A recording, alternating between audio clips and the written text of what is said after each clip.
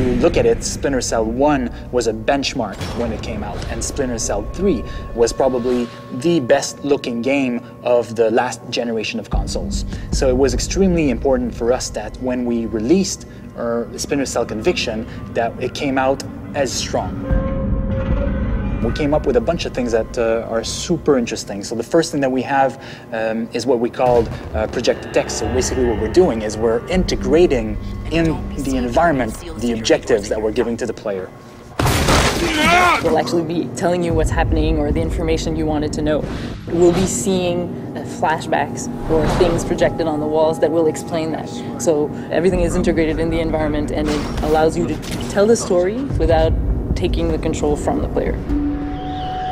So what Sam is thinking, what's happening somewhere else in the world, it's displayed while you're playing, while you're still immersed into the game. It's Coben, Andre Coben. One of the visions of never taking the controls away from the player is actually to not feel the loadings.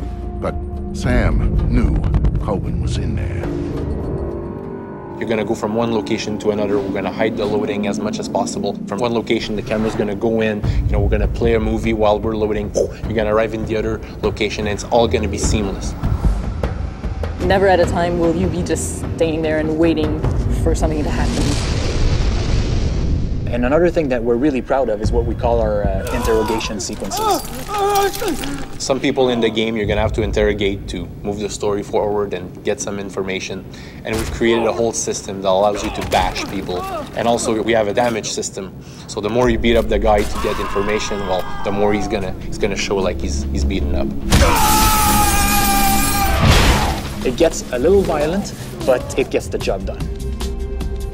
We wanted to have a unity of time and location because we find that makes it a lot more personal for players. It's more interesting story-wise because the events are unfolding a lot faster. So Washington was a very interesting location for us because obviously it's the heart of the United States. It's also a very interesting location for Sam Fisher. He was working for the US government. The idea that Sam is facing his former agency home was very interesting from a character perspective. We took a lot of risk when we approached the design for this. We came up with a whole bunch of new design elements that have never been done before in any other game. And the day that all those elements came together was fascinating. It finally allows players to feel like the most elite spy agent in the world, be in control of him, and be able to do the things that they expect he should be able to do in those situations.